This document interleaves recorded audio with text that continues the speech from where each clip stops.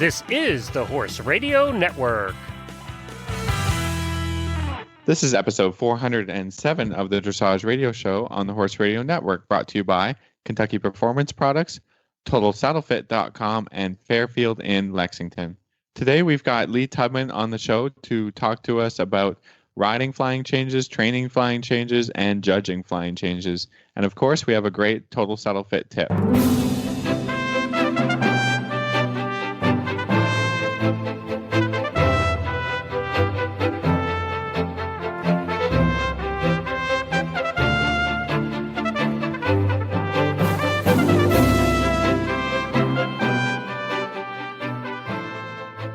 This is Reese Koffler-Stanfield from Loxahatchee, Florida. And this is Philip Parks from Rockwood, Ontario, or you're listening to the Dressage Radio Show with no producer. I know, it's just us. It's amazing. Well, Jen was on, but she had to run into town and get stuff for her horse that has an abscess, poor guy. So she had to leave us on our own devices, which is never good. Well, Riesland, how is your week going? Everything is good. We've had a busy week so far. I just had a long line lesson with Richard Malgrim, which was super fun. Today we did it here at the farm because we had the blacksmith coming and the radio show. It was kind of a busy day. And I will be honest, Phil, I didn't have walls. I mean, our arena has small walls, but I mean, I had to give Richard the reins at one point. I was like, oh, I'm kind of panicking if I get into trouble. So it was an interesting thing because I've only long lined, which is recommended to long line with high fences. But, yeah, Merlin and I and Richard, we've been working together for 2 years. So Richard said, it will be okay. But at one point I was like, oh, I'm not sure I know how to steer. So I think I was using the walls a little too much in my long lining practicing. Yeah. But it was a lot of fun. And that was great. So lots of good stuff with horse show this weekend and just lots of stuff going on. So love it. How about you? It's been a good week, but nothing like crazy exciting going on. Just training horses. It seems like we're having the April showers in March this year, which is sort of, you feel weird about rain because it's not snow and you're not getting buried, but it's awful and messy and kind of yucky. Yeah. And so that's where we're at. I'm from Kentucky. I get all about that. It's green in Kentucky for a reason because it rains a lot. What I am really looking forward to is traveling to Omaha in about 2 or 3 weeks, right? 3 weeks. So excited. Going down to the World Cup, right? I know. So we're going to do, for the next couple weeks, we're going to talk a lot of World Cup stuff. So to start our sort of World Cup discussion, Phil, you've got some fun things to do in Omaha, Nebraska. Well, I brought up the TripAdvisor top 10 things to do in Omaha. What are we doing besides seeing the horse show? And the number one thing, which is right up my alley, is the Henry Dorley Zoo. Cool. Which could be really cool. We're going to go check it out. I think it's highly rated by anyone who's visited the zoo. So we're going to go check that out. They've got the Lauritsen Gardens, Omaha's Botanical Center. Sounds kind of cool. Cool. This really naturey stuff, which I love. So we could check that out. There's a couple of museums here: the Jocelyn Art Museum, the Durham Museum. And then the last thing is that right up your alley is shopping. So I think there's a great shopping center, I think, right near the downtown Old Market. And I think we'll be able to check out, if we get to those things, that would give us lots to do in between the big horse show and the interviews and the press stuff we're going to be involved in. So what do you think? I love it. That sounds awesome. And everybody, there's information on the World Cup website. You can take a look at that, and we look forward to it. And we're also going to be doing a listener meetup, and we'll give everybody some information about where we are going to meet up. Maybe the zoo. Maybe we can meet up right at the by zoo. The Tigers. I like it. I like it. We won't feed Phil to the Tigers. But no, it sounds great. So once we get some information about where we can do a meetup, we will let everybody know, for everybody that's coming out to the World Cup. So hopefully I love it. We're gonna have the final start list. Who's going, who's not going, and we can talk about that next week, because we're really excited about, seeing Isabel Wirth, and she's doing a demo clinic type education session, I think, on the Friday. So I've never seen her in that sort of context. So I'm really looking forward to, hearing about her training program and the demo rides. Obviously, that is really exciting to me. So looking forward to that. I think today we've got a great show. We just finished interviews with Lee Tubman, and they were awesome. So we're going to talk flying changes today. I think it's sort of like everything you need to know about doing a flying change and then doing a series of flying changes. So right after this commercial break, we'll get right to it with Lee Tubman. They had been together for years, since he was just a colt. When he got stubborn, she would gently coax him on. When he got scared, she would reassure him and stroke him gently on the neck. She spent hours building his confidence, his strength, his balance, teaching him to dance. Pirouette, passage, piaffe, the final salute. The crowd jumped to its feet and cheered. It was the moment they had spent a lifetime training for. But all she could think about was how special he was and how she loved him. This love story is brought to you by Endure Extra, providing high-fat calories, direct-fed microbials, and natural vitamin E to support optimal condition and performance. The horse that matters to you matters to Kentucky Performance Products. Call 859-873-2974 or visit kppusa.com to order today. Well, today we are so very excited to have 4-star FEI judge and Canadian Lee Tubman to the show. Welcome, Lee. Thank you very much for the invite. Looking forward to chatting with you today. Absolutely. So we have a whole show, right, Phil? Are you going to do the drum roll and what we're having the show, what we're doing today? We've been planning this for a few weeks now, and we've been sort of prepping our listeners for it, and we finally got Lee on, and we're going to do it. So we are going to deal with the big topic. I'm sure we could do several shows on flying changes, and Lee is going to start with sort of the training of the flying changes, and then we're going to do a little bit on the judging of the flying changes. So. Yeah, we've been looking forward to this. I'm really happy to have him on to talk to us about this. Fantastic. So Lee, can you kind of get us started? When we all know flying changes are such a big topic, and the single changes, the series changes, and the one-time changes. So can you start from a training perspective? When's a good time to just start flying changes? Well, they are really interesting, and it's kind of a benchmark for most people. I see it as sort of two benchmarks. One is everyone wants to get to third level so they can perform flying changes because these are exciting things to do. And then beyond that, everyone wants to get to Pre-St. George because that's more excitement with, you guessed it, more changes. But really, I think that you have to really follow the levels. The levels prepare you. You can't, if you think that you can sort of, cut from first level, skip second level, to get to third level, that's not really going to work. So when we talk about the training of the flying changes, what I really like to think about is everything but the flying change. The way I view it is the flying change is a result of what you've done with your basic training, or how well you've interpreted and how well you've followed the training scale. This is also kind of pointed out to you on the test paper with the collective marks. All of these things guide you. So really, you have to have an excellent foundation, not a good one, an excellent foundation. The simple changes, the canter walk changes, they have to be spot on. And I think that there's so many horses that I would see that they're collected, they try to come to walk, the horse jogs, trots a couple of steps, maybe makes a transition on the forehand. These are already dead giveaways that the change is really going to be problematic if it happens at all. So, I think the more experience that I would get, the more that I would adhere to really all the basics, all the fundamentals, all the essentials that everyone has always talked about, from day one.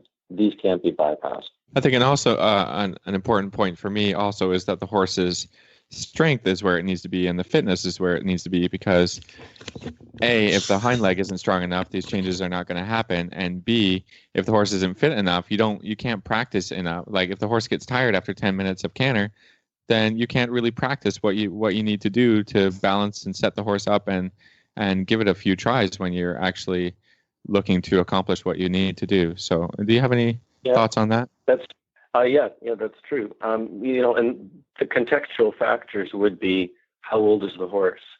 I remember growing up and being involved in training in Cedar Valley at the Prox facility, and we would have fantastic trainers come over, and they were very skilled, very talented, and they could get on very young horses, 3 or 4, and boom, a couple of flying changes in each direction.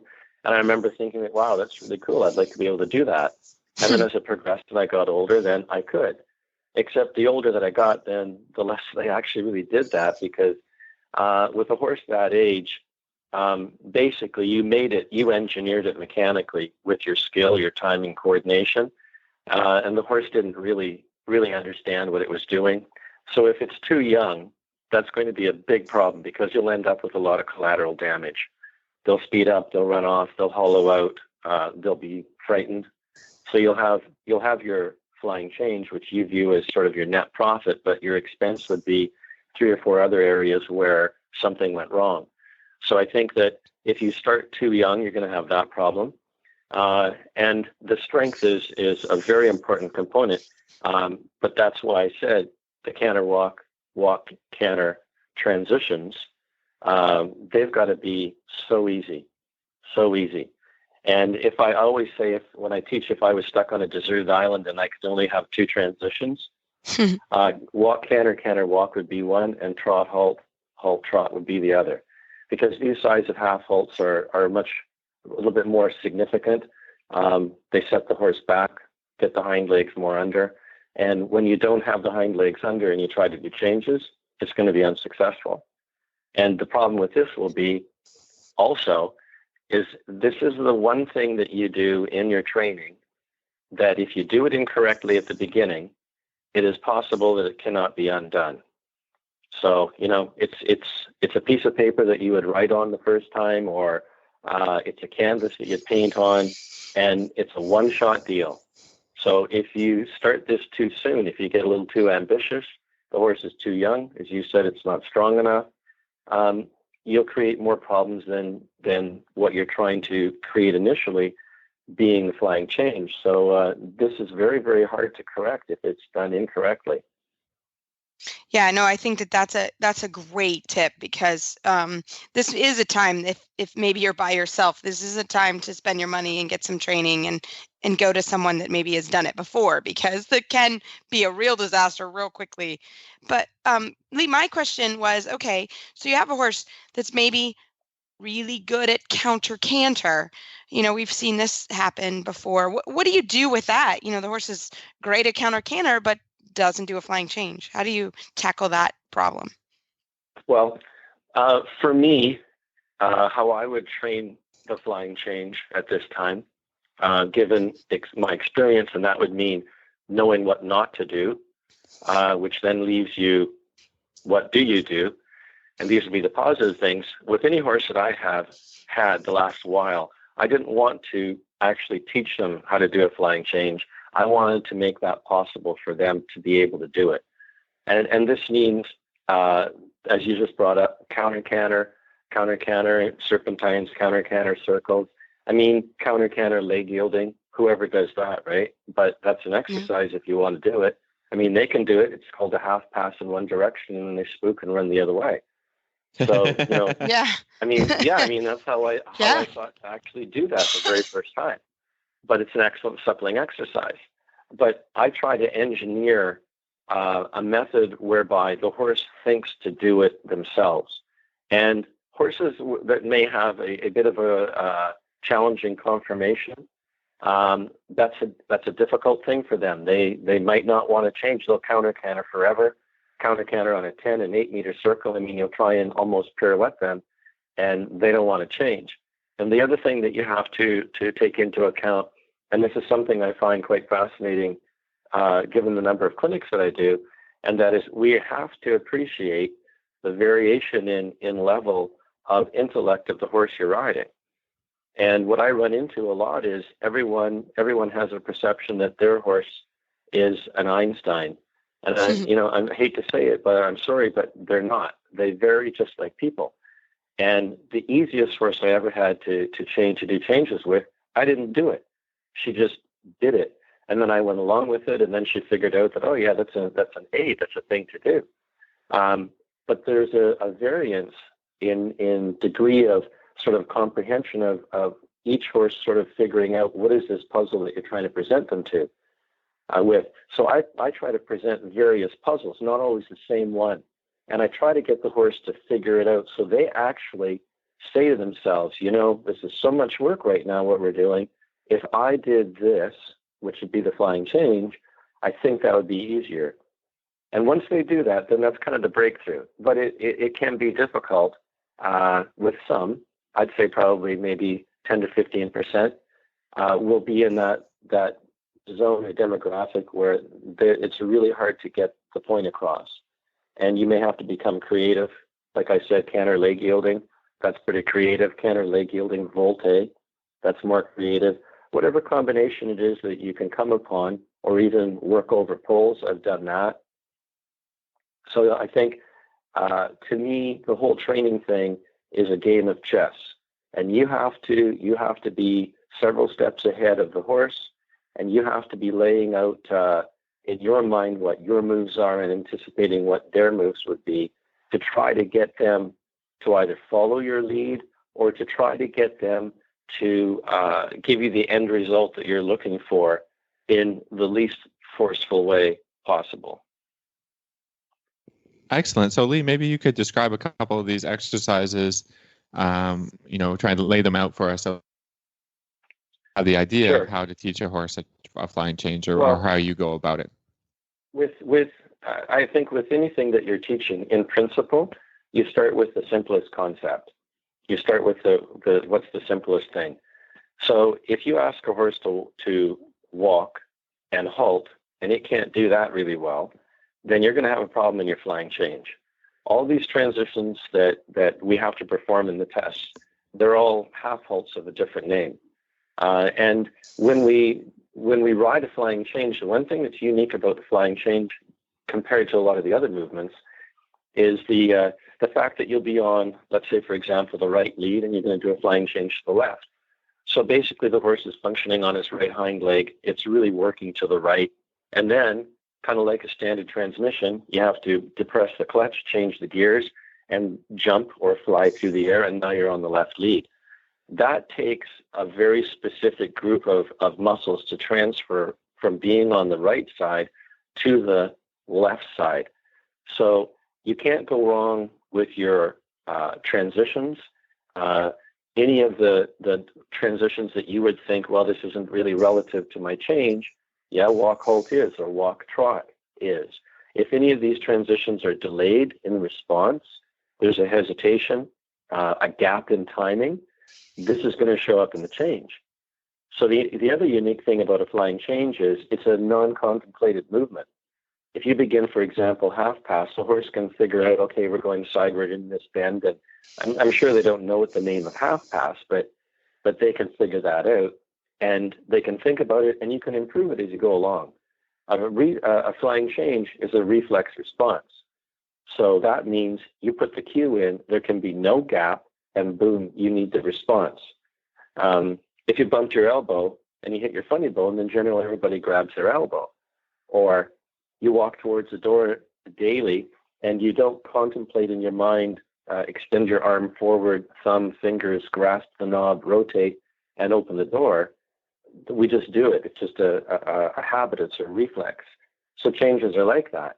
The walk, canter, walk transition, if there's a gap in timing or procrastination in either direction, going up or down, it's going to be reflected in the change. So the quality of your transitions will be represented in the flying change. So if we don't have these, we have a problem. And when I'm judging training in first level, I'm really looking at the trot canter transition. This is the one that's going to tell me the most about how connected this horse is. And then in second level, you're cantering, you walk, and you canter. This is the preparatory work for your flying change. So when you look at the levels, it's kind of all lined up for you. If you don't think that way, you won't notice it. So I would say the transitions for me are paramount. Simple changes, the counter canter on bending lines, counter canter on circles, decreasing diameter of circle, and eventually looking for where's the thought process in the horse's mind where the horse says, I think I should do the change. Yeah, no, I for sure. And talk about like the first time we see changes in third one. That's actually, I think, kind of a tricky line for a younger horse. How do you feel about that? Oh, for sure. And I explain this to a lot of people when I'm teaching them. Most tests don't do you any favors. Most tests are not helpful. They're designed to test you. That's why it's called a test. So asking someone to do a flying change on a short diagonal line or on the center line, well, that's not easy. If they asked you to do this on, from counter canter on a circle or from a circle to another circle, that would be easier. And there's also one test where you're on the track and you get to make the change. So at least the track helps to sort of stabilize and balance the horse to a degree. But when you're out in the middle of nowhere, there's no help at all. And of course, that's why we do tempo changes on the diagonal. So the challenge there is, and everyone misses this, they're thinking, oh, I've got to get the change, I have to have the proper count. Well, actually, the big issue is to be able to stay straight, and stay through, and then count and ride the change. So the test is not that helpful. It's the test. So when you first ask and are training your changes, are you doing that on a bending line to make that easier for the horse? Because I noticed that with a lot of people, they're trying to train the change as it occurs in the test, and that's, like you said, not helping the horse at all. But that's sort of a person's introduction into how the change occurs. So I think in that place, you can get jumbled up because it's not the easiest place to put it. So maybe you can talk to us about introductory flying changes and kind of what kind of lines. I think you said counter canter to true canter on a circle and maybe a figure 8 exercise. Is there any others that you can talk about to introduce before we get ready to go into a test and do it on a diagonal? Sure. I think for every change I'd ride on the straight line with a younger horse, I would for sure want to have accomplished probably 10 or a dozen on a bending line. So my ratio is going to be 10 to 1, 12 to 1, because the straight line's not helpful. So generally, most of the time, I want to have a counter canter that's established. And when we think of what is our base criteria, we always have to, although we're focused on training the flying change, you must maintain the quality of your canter, because this is what's going to make the change. If the canter gets too flat, if the canter doesn't jump, if the canter's behind the leg, if the horse is stiff in the back in the canter, I mean, these are all points where the quality of the canter will not possess the flying component, so to speak, of the change. So there will be, if there's no jump, you're not going to have a change. So when you look at a horse, let's say a young horse, and you look at that, and very often you'll hear someone say, oh, this horse has a very changeable canter, meaning this horse will do flying changes quite well. And they would say that because they're looking at the characteristics of how well it sits, works over its back, and it jumps and arcs upward, forward, and upward. It's a very round type of a canter. So this is an easy canter to create a change out of, as opposed to a very horizontal, flat, stiff, not jumping type of a canter. So I think the quality of the canter is first, the quality of the throughness is second, and then, as you pointed out, the strength of the horse will come next. And when I get to that point, then I'd want to be in counter canter. I'd ride circular lines. I'd wait to see, does the horse show any initiative to attempt to change on its own? That's kind of the puzzle test. So if I put you in counter canter and we started at 20 meters and I make half a circle and I decrease it a little to 18 meters, I'm going to play with this until I feel in the horse that there's, I've hit a bit of a nerve, and the horse says, I think there's an easier way. The easier way is not trot. The easier way is not walk. The easier way is not go against the hand or lose your connection. The easier way is So the circular line will tell me about sort of the how the horse has understood what I've presented. And then eventually it happens. If it doesn't, then I'd morph off of that line. I'd go on to some kind of a long diagonal line in a leg yield. And I would wait until looking for the same response, until the horse would say, I think that there's an easier way. Because cantering and leg yielding is not that easy. And then, of course, you have to do that in moderation with the fitness level of the horse and strength level and age and so on. And so, Lee, on average, again, we all know horses are different and they learn differently, but how long on average does this whole process take? Depends on two factors. Well, three, actually. One, the physical attributes of the horse to start with. How strong is it and how symmetric is it? And the quality of the canter. Two, that would be the understanding of the horse. How smart is the horse? And three, who's the pilot? So if you have a really talented horse that's cantering with a high quality canter, 8 and above, and you have someone that knows what they're doing, this could be, we could say, when a horse knows its changes, we could say the first phase would be it understands what the aids mean and it does the change. And that might be anywhere from a month to longer. And then I think there's a secondary phase where the horse really clearly understands the aids, will be on your aid 85% of the time to do the change, but there's still a little margin there. Maybe there's an asymmetry in the strength of the horse. So, one change is easier than the other. And then I'd say there's a third stage, and that would probably be maybe somewhere around 9 months or a year, where you could say the horse is reliable with the changes. And reliable numerically would be 95% or higher. And that means that, you could cue the horse and it's going to happen. And the size of the cue would be small enough that you might say, well, anybody could get on and cue the horse and he's going to do the change. So that kind of a stage, that's got to be a year. Not overnight. Not overnight. That's where I think it doesn't happen. It doesn't happen real quick, right? No.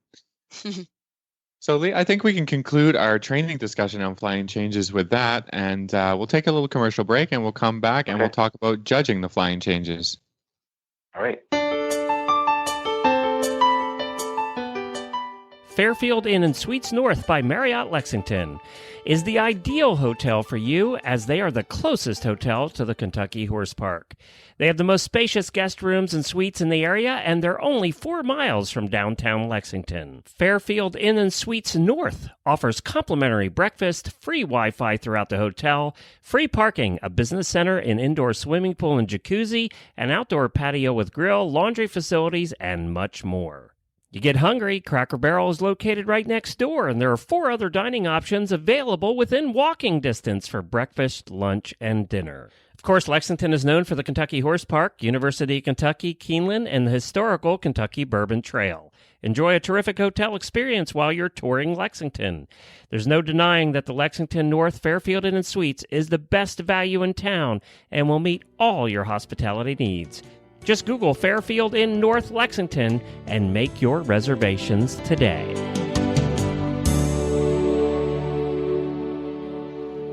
Well, we have Lee Tubman, FEI 4-star judge. He stayed with us for the second half of the show this week because we wanted to talk. We just spent the first segment on training flying changes. So now we're moving into judging flying changes.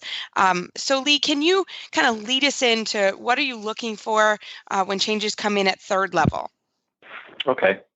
Well, to be honest with you, I kind of like to do things a little bit different. I like to spend more time than with things than what one would be traditionally taught, and I really like to analyze sort of different results. And over the course of the year, I've got a lot of data that I've collected. So to be honest with you, when it's third level, and we're talking about flying changes and the collection needed and half pass and so on relative to that level, I'm going to say, interestingly enough, it has a lot to do with your entrance halt. And Really? yeah, it does, because Huh. this is the same thing with moving up to fourth level or St. George, um, cantering in, particularly with the test when you canter in, trotting to a degree. But I've always looked at the halts as, we all know it needs to be straight and square and on the bit. But I've looked at creating a square halt as a reflection of how well you half halt and how well the horse responds to your half halt. And when we ride flying changes, there's that canter where we're going along, we're prepping the horse, we're riding the half halt, and then we ride that one half halt where we decide, now I'm going to key you to change. And I've kind of looked at this like this half halt is a moment of almost suspended animation where time stands still for a moment and you're inside a bubble, and there's the switch of the musculature from one hind leg over the back and onto the next hind leg. The problem is, if the horse runs through this half halt, that's going to be a big issue. Likely the change isn't going to happen, or the horse is going to get so elongated that it's going to be late behind, or of course it doesn't happen. So, I look for what are the little things that foretell or forecast what's going to happen in this test. So to be honest with you, the halt tells me a lot.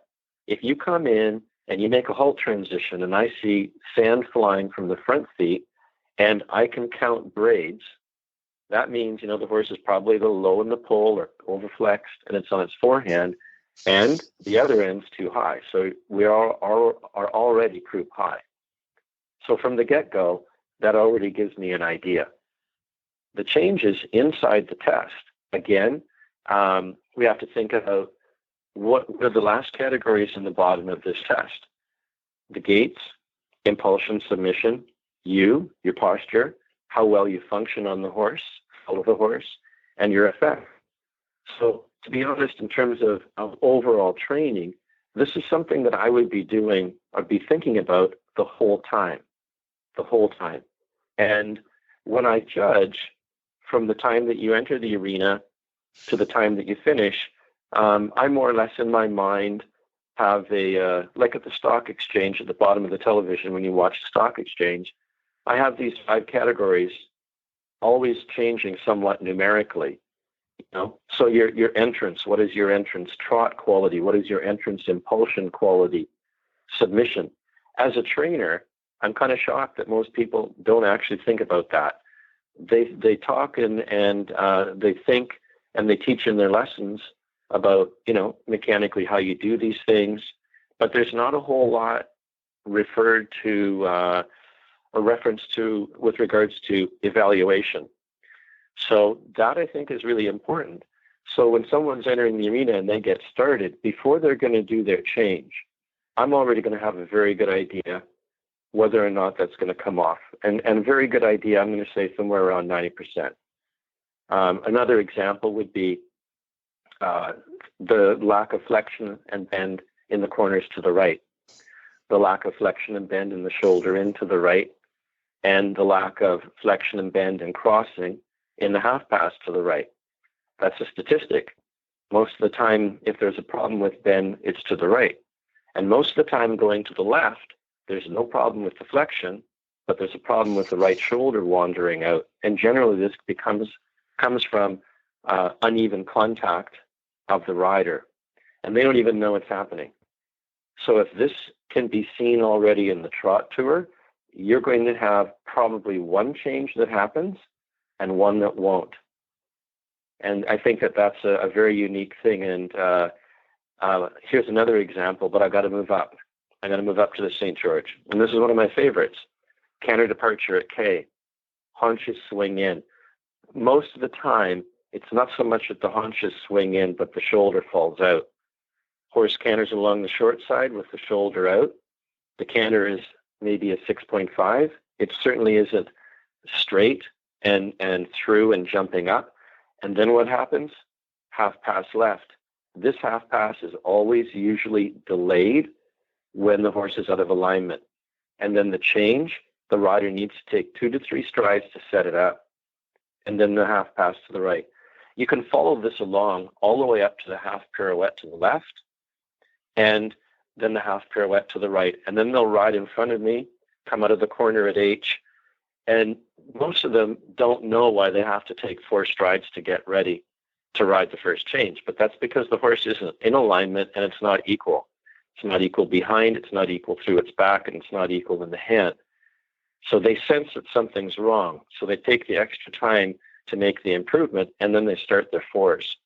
So statistically speaking, the 4s tend to always start a little late. They're always a little flatter than the 3s. And usually around the 4th one, there's a glitch. And the glitch is either it's a super flat change, or it's late behind, or it's a miss and you have a 5. So a lot of these things, like I try to look at it, what's the point of origin of the problem? And well before you're anywhere near cantering, you have to be thinking, what are all these, these basic points of my walk and my trot, and what's my quality of my walk work? When you warm up, am I at 98% quality in my walk, that I have really no issues, that the horse is so supple? And what about the trot? Am I at, for example, 88% effectiveness and productivity in my trot? If you are, and you start cantering, then you'll probably be in the 80s of success, using percent as a guideline, whereby you're 80 something, maybe you're 85, maybe you're 84% effective in the canter. You're going to have good changes.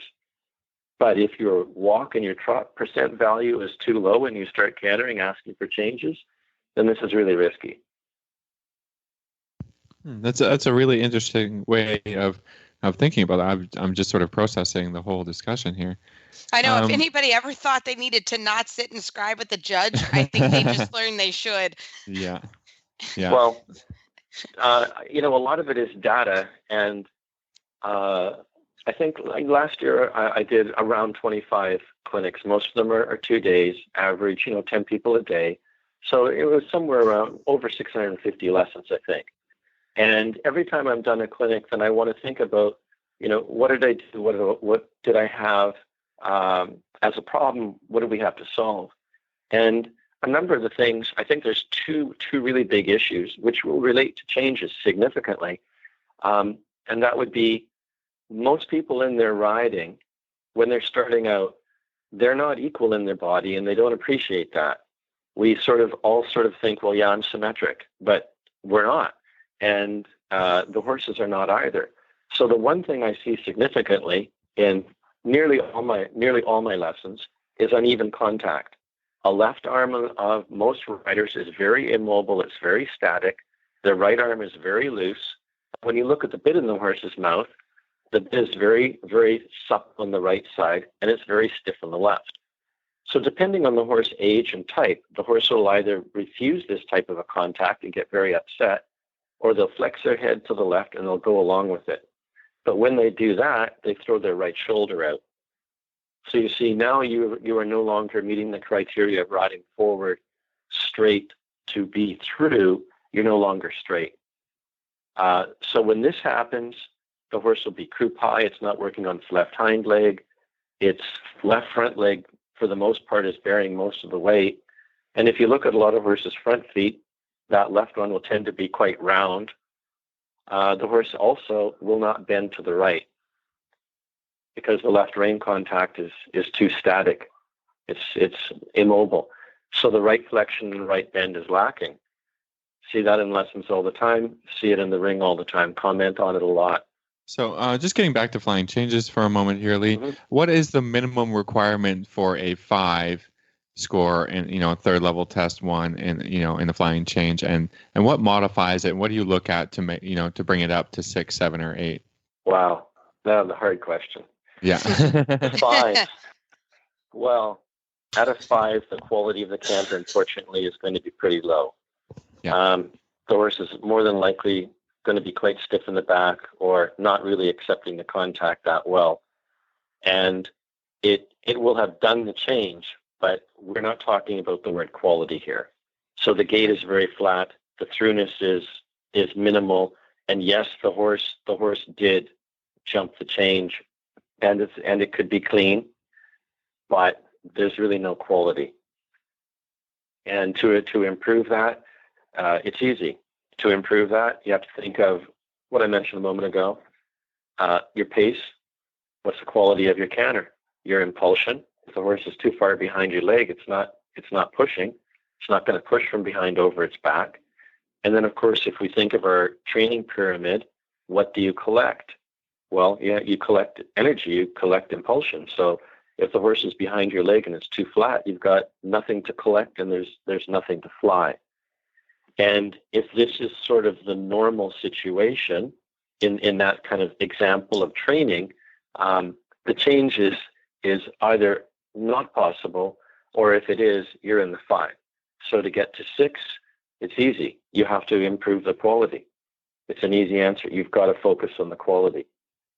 I think today, compared to when I would have started, when I would have started, I think that we trained 75% of the time and horse showed 25% of the time. And I think that's changed given that there's more competitions available. And I think that most people tend to show a bit more and not really spend the time that they need to spend perfecting the essentials. I think that is a reflection or is reflected in performance quite often. Yeah, that makes sense. And so as we kind of go up the scale, can we talk a little bit about sort of the first time in 4-2 that we sort of start to see series changes? What are some things you're looking for there? Well, first of all, at that stage in that test, the canter has to be confirmed. That canter has to be quality. The connection has to be there. The horse has to be working well over its back. And prior to the horse cantering in the trot tour, everything should be very even or very equal or symmetric. Meaning, what I commented earlier about the shoulder in, for example, or the half passes in this case, they should be more or less the same in each direction. You really want to see that the horse is quite even and equal behind. And to ride changes in sequence, that's not difficult.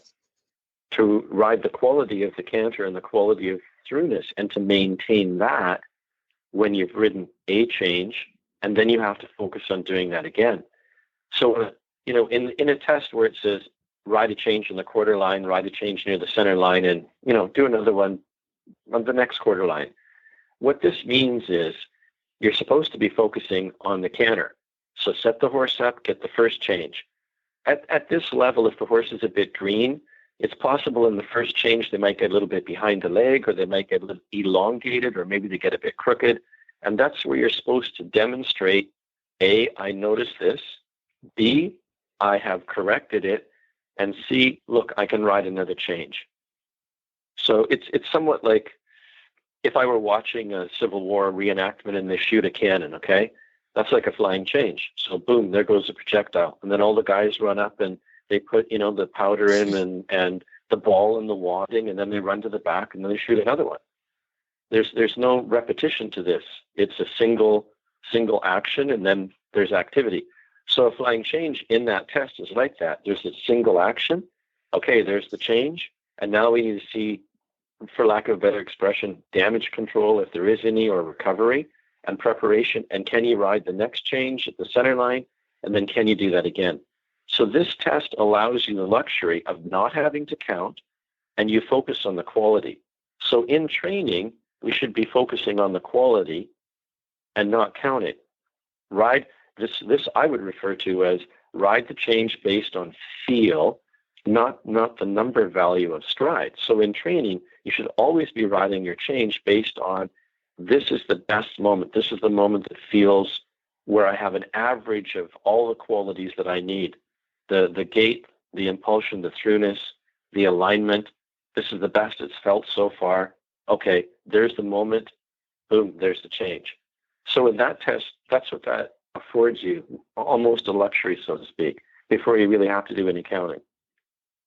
Lee, I'm so glad you brought this up because, dealing with this with students on a daily basis, it's almost as if after the first change, people close their eyes and say, okay, well, I'm going to get what I get. Instead of really saying, really thinking, okay, the change is not the hard part. The hard part is gathering the horse up after the change? You know, are you not focused on, you know, you're cantering on your right lead? Are you not going to focus a little bit on, you know, the quality of the canter on the left lead even before you get to it? And I think if people start to think about that more, the changes are way more successful, you know, even if the counting isn't perfect. So I think it's also, you're right. It's also student dependent, you know, and experience dependent. With someone that's inexperienced, that's a lot. Okay, in a lesson. Oh yeah, it's like a huge mind mess. Yeah. Right. And then, you know, they do one, and then to try and reload all of that information and process all of the things that I just talked about, and then do it again. However, in a regular lesson situation, I would refer to that as a normal function. So if someone said, well, wait a second, that's like so much information. My hamster is running the wheel off the bearings. I can't go any faster. Okay, well, it's not me. I'm not the one dictating the speed with which all of this is going to happen. It's the horse.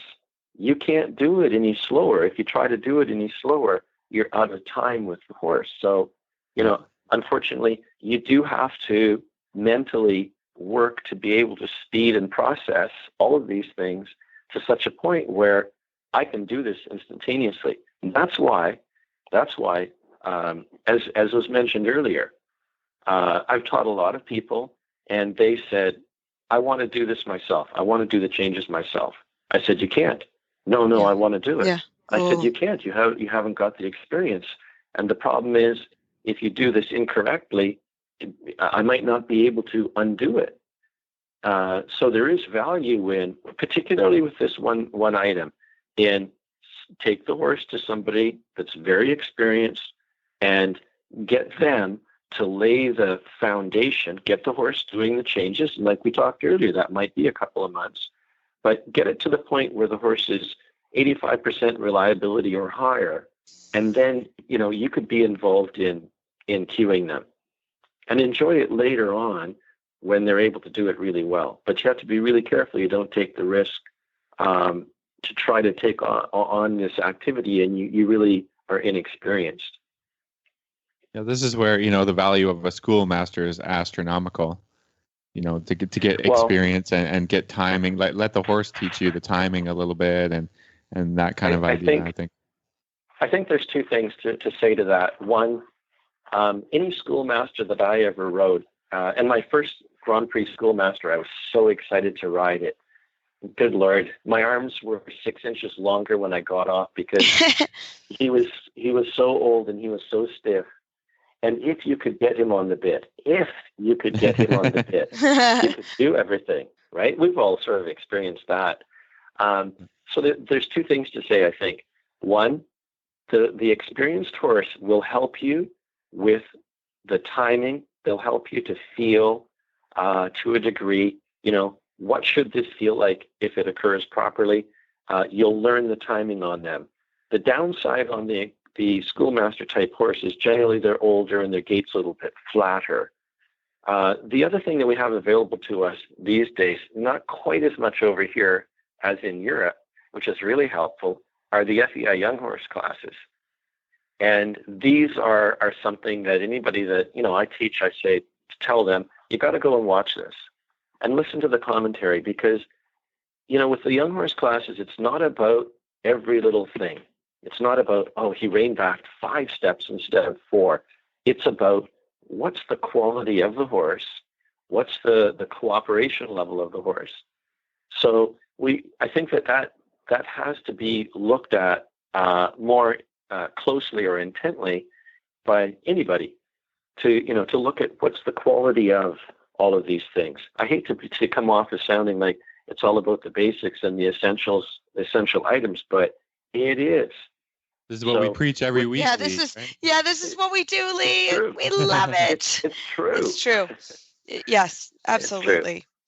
So, Lee, the last thing I want to talk about is a little bit the Grand Prix. I think a lot of us enjoy, going to a big show and watching the Grand Prix and seeing, especially one-time Tempes are look really fun and watching the freestyles, they match it with music so great. So somebody who's maybe spectating, maybe you could help us to determine, what's a quality line of ones or twos? What's a judge? Because to an amateur or to myself when I was learning, it was like, oh, they're all impressive. How why does that one get a 9 and that one gets a 7 or something like Yeah. that. So could you talk to us a little bit about that so we can figure sure out when can. we're spectating, Okay. how to determine the winner from the fourth place horse? All right. So prior to the one-time changes, the horse is on the short side. And then it's about to come through the corner. It's going to go on the diagonal. So what I really want to see here is I want to see a big, bouncy canter. I want to see a horse that's sitting that shows collection, but at the same time possesses a great deal of impulsion. So it's almost bouncing off the ground. I also want to see that it's really working nicely over its back, through its neck, pole, onto the bit, and has a ton of self-carriage. Rider points the horse on the diagonal. The horse maintains this really big, impulsive canter, straight line. They give very refined, almost non-existent cues, and the horse jumps each change in a maybe 20 to 30% larger volume of canter than they start with. So there's a you can actually literally see, wow, that's much bigger than the normal canter. And then they do that 15 times across the diagonal, and then they stop doing it, and the line is still straight, and the frame, the neck is still long, and the horse is still in self-carriage. That's exciting. So when I'm looking at, as an example, because I just did this on Saturday night here in Wellington, and what really sort of gives me goosebumps or gets me excited in judging any test, but particularly the Grand Prix, that would be the quality of the gait, the quality of the frame, no short neck, no hocks out behind, no curb bit really like pulled back and never been adjusted, in all the 36 movements except extended walk. I mean, for me now, seeing how high the quality is with all these essential points, that's exciting. So if I see the canter on the short side and I'm looking at the canter and I said to myself, the canter is an 8. The impulsion is an 8. The submission is an 8. And if it's that good, the rider's riding for a 9. So these changes in the diagonal are going to be baseline 8, because my baseline number for the gate and all the other categories is 8. So this is one thing that's really overlooked. So let's say we have another horse, because we did have that horse. So let's say we have another one, not quite as gifted in conformation or gifted in movement. It's a smaller moving type of a horse. It's coming along the short side. It's cantering. It's working over its back as best it can. It's in self-carriage. But if we think back to the young horse class, not the Grand Prix class, the young horse class, and we all just looked at this canter by itself, and we looked and said, the quality of this canter, it is correct. But the other horse, that quality was better. Okay, so is this one then a 7? Which number is this? So very often, to answer your question, when you asked, well, what's the difference between someone doing a line of 1s and, they got 8, and then someone got 7 and someone got 6. If you get 6, the canter is flat, the horse is stiff in the back, you went on the diagonal, and all the changes are very flat and small, and by the time you're done, it almost looks like you've lost 300 RPM, or you're half to 1 mile per hour slower than when you began. That would be the difference. No, that's fantastic. And the good thing is everybody can see that going into World Cup or on Saturday night or Friday night here in Wellington, a lot of times they're broadcast on the internet. So you can see what Lee's saying, especially if you can go back and watch the tests again. Well, Lee, thank you so very much for your time today. This has been so fun to have kind of a complete discussion on flying changes. How can our listeners find you online if they want to go to a clinic or attend? They can find me, they can contact me, PM me on Facebook, or email me at WL Tubman, TUBMAN, @gmail.com. Fantastic. Thanks so much for your time today. Thank you for the invite. It was really fun talking to you. Well, thank you to Lee Tubman again for giving us quite a lot of time on a Tuesday afternoon here in Wellington. We're all super busy, and that was very kind of him.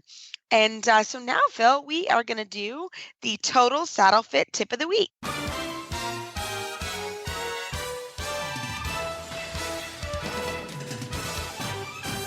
This week's dressage training tip is brought to you by Total Saddle Fit, home of the shoulder relief girth at totalsaddlefit.com.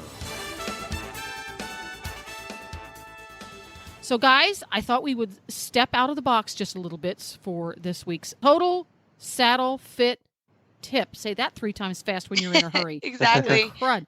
So it's the end of the season. And if you are down south like Reese, it's the end of the season and you've been going full tilt for the past 9 weeks. And it's the end of the season if you're up north like Philip because you've been freezing your kahunas off for the past 15 weeks. Forever. Yeah. And in either case, you're about fried, you're ready to pull your hair out, and your loved ones have stopped speaking to you. So I would love to hear from Reese and Philip each. 1 or 2 things that you think you can either do or not do to help maintain your sanity through the end of the season. Reese, why don't you go first? Yeah, no, it's always a good question here because in Florida, we're so immersed and you want to immerse yourself in what you're doing here. You're like, oh, I spent all this money and I'm away from my family who, yeah, they are limitedly speaking to me. No, I'm kidding. But, it is tough. It's wonderful to be able to come down here. But there isn't a lot of downtime for sure. And if there is, you sort of feel guilty like, oh, I really should be going back to that CDI to watch, the young riders today or whatever. And one of the things that I've learned is you do have to it's okay to take a night off and go to a movie, or it's okay, to kind of be a real person and escape to the beach for half a day.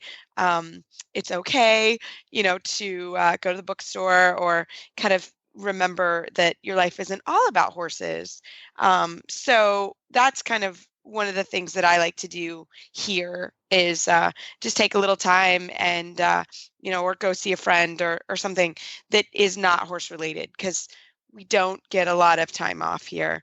And then usually when I go home the first week or so, Travis, my husband, and I, we do try to go away for the weekend or do something sort of non-horsey. It's usually right around basketball season. And he and I really love basketball, so March Madness. So we usually try to take some time off and go watch some games and just have some fun. So that's what I do. What do you do, Phil? Well, my whole situation is completely different. So right now I'm excited, sort of ramped up to get going, and towards the show season. And so over the winter, a few things that we do.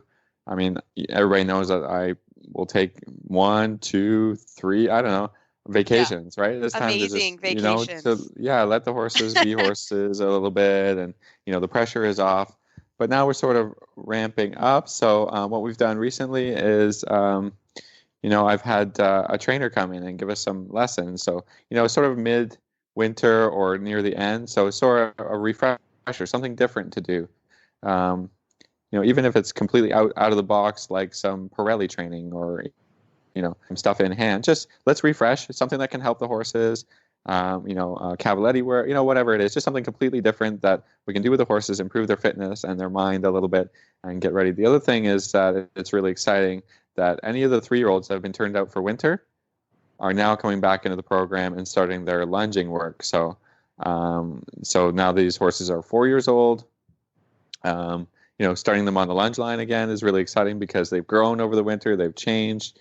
It's a little bit annoying because their manners have gone out the window. So it's just, again, some groundwork to get them back focused and just putting them back into the program that they're used to being worked all over again. And then once the weather changes towards the warmer weather, then they get ridden again. So these 4-year-olds, I'm not going to ride when the snow is flying off the roof. That's a little bit of the reason why I gave them off for the 3-year-old winter. So, yeah, for sure. So we got one coming back in that sort of a program. So I'm really excited about him. He's going to go to his first, the first for this 4-year-old horse, his first horse show, first time off property, all those things. So really all the horses sort of looking forward. Hey, these guys are going to be really great this year. This is what our plan for them. And then, before it gets into, we've done our first show, he's bucked me off, and we have all these things to lament about. It's an exciting time. I really am looking forward to, these things. So yeah, a little bit different mentality. It's not like, oh, I have to keep going. It's like, now we get to get going, right? So yeah,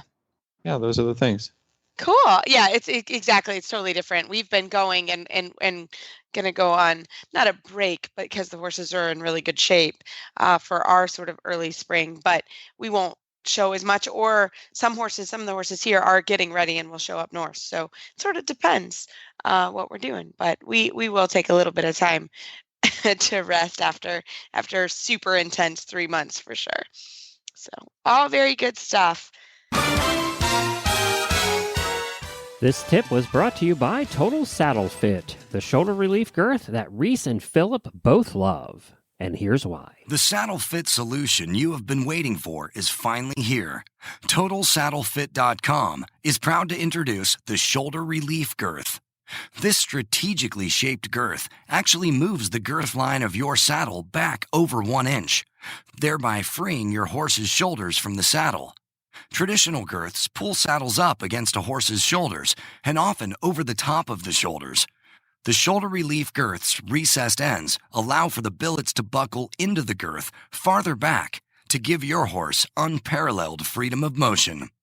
We are so certain that your saddle will fit better and your horse will be more comfortable that for a limited time we are offering a 30-day, 110% money-back guarantee. If you are not totally satisfied with your shoulder relief girth, send it back for a full refund plus 10% of the purchase price. Don't wait. Order now for the best saddle fit solution available. At TotalSaddleFit.com. Visit TotalSaddleFit.com. Well, we were talking about it, Phil, but we are going to the World Cup, so anybody can send us an email or a Facebook shout out if you're going, and we'd love to meet up with you while we're out in Omaha. And anybody that needs to send us an email or Facebook, please do it. And you can find our show notes and links to today's guests on our website, dressageradio.com. Like us on Facebook, just search Dressage Radio Show. Follow us on Twitter at Horse Radio. My website is maplecrestfarmky.com, and my email is reese@horseradionetwork.com. The best way to find me or contact me is on Facebook, and my email is philip@horseradionetwork.com. I'd like to thank our sponsors this week for allowing us to put on a good show. And don't forget to check out all the other shows on the Horse Radio Network at horseradionetwork.com. Everybody, keep your heels down and your shoulders back, and we'll talk to you next week.